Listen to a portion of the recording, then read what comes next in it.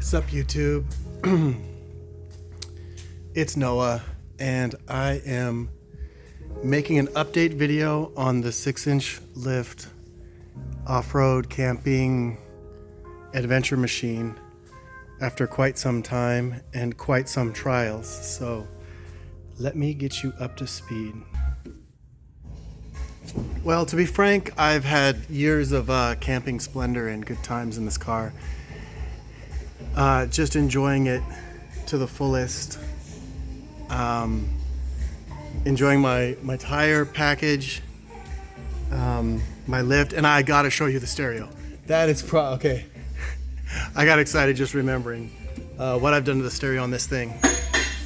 But what I was also doing while I was enjoying my fine camping machinery, it got broken into. I had to replace this window, and it actually doesn't look too shitty. Having just one window tinted, it actually, from the other side, it even looks like the back's tinted. But there's my platform. Okay, where was I? Yeah, camping, enjoying the car, dabbling in the stereo stuff, which I'm a huge stereo nerd, so I'm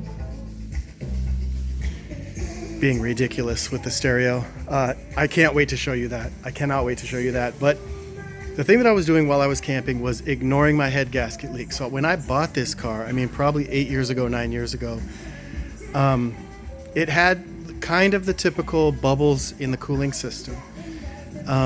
You put a funnel on here, and you have some coolant in it, and you run the engine, you get it hot, and then if you see little bubbles coming up, that's the compression getting through the head gasket into the cooling system. So I was like, okay, I gotta top up the coolant just every once in a while. Let's say every 6 months, it'd be a touch low. Never overheated, never nothing. But then I started having a little seep in the front of my engine of coolant, and I was like, what is this? And it was down by the thermostat area, which is attached to the water pump. So I was like, okay, I changed the thermostat, I changed the seal.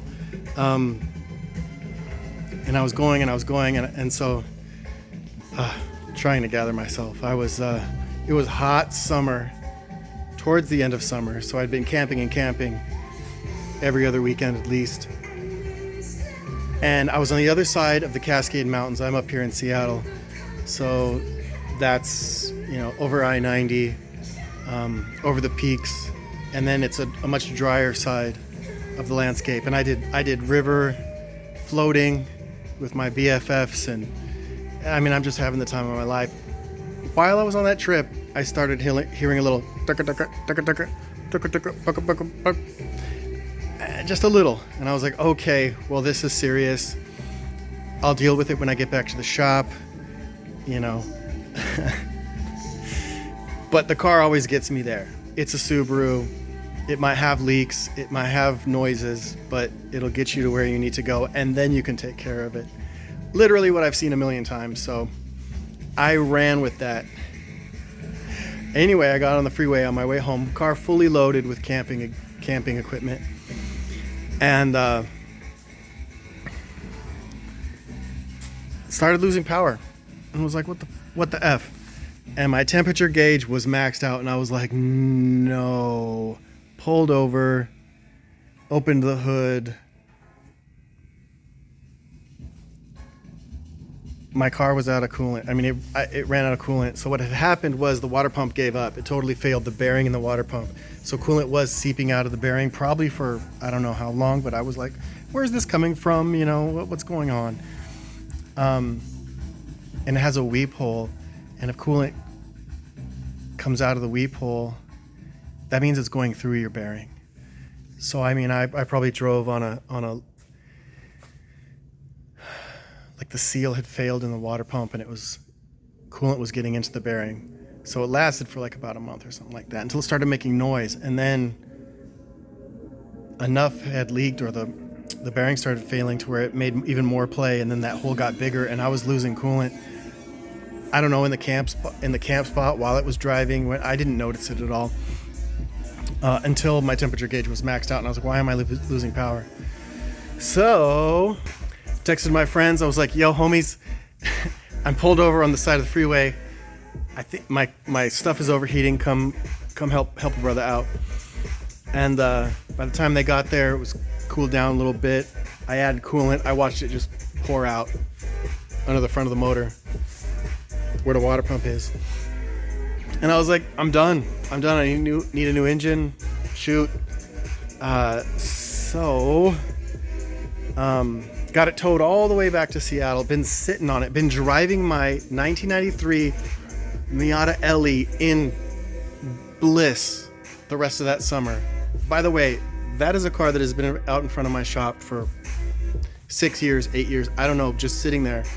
And I dusted it off. It started right up, and also did the stereo crazy in that car. It's a masterpiece. I'll do a video on that car for sure. I got to tell my story about that car and about how much I love it and everything about it, because I think they made 1,500 of the 1993 Miata LE, and it's a masterpiece. If you don't know what that car is, check it out, look it up. Back to the story. I put this car away. It's been sitting for about a year. Since then, I pulled the motor, or wait, no, the first thing I did was like I let it sit for a couple months while I just like was sad and driving the hell out of my Miata, being happy about that. Anyway, I go, okay, what's going on? Let me see. Did the timing belt break? What's the situation? I pull the timing cover off. I get in there. And that's when I was like, oh yeah, the water pump is like completely shot. Swapped it out, put a timing belt on it, started it up. Checked compression, checked everything, was like, okay, this seems to be, fine. Let's just see how bad it is. Started it up, ran like it did before.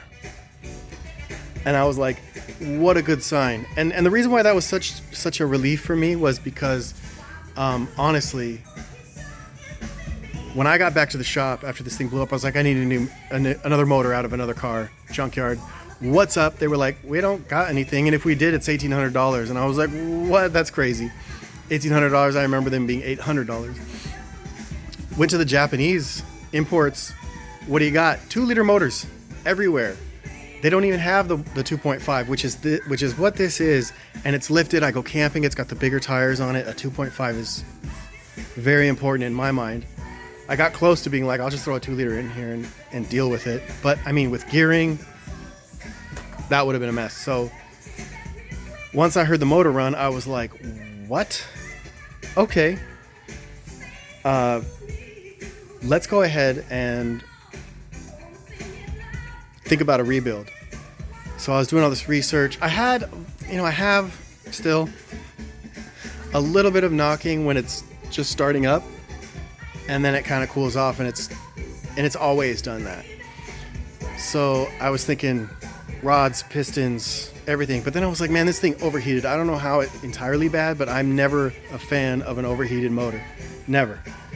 If it's a customer's car, I'm telling them we need to spend the money and get another motor in here that hasn't overheated, because you don't really know the extent of the damage.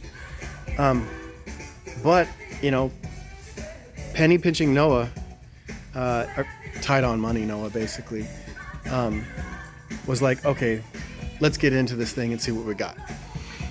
So like I said, motor out, disassembled, took the heads off, sent them to a machine shop, said, hey, how are these looking?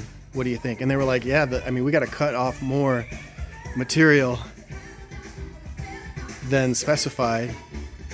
So you need to run a thicker head gasket. And I was like, okay, how much thicker does it need to be? And they were like 10,000ths. And I was like, cool, go for it. Everything else is good. Got the heads back, put them back together, put the engine back together, new oil pan, all new parts. I got a new coil on there, plugs, tune up, gaskets, everything that you want to replace while you're touching it.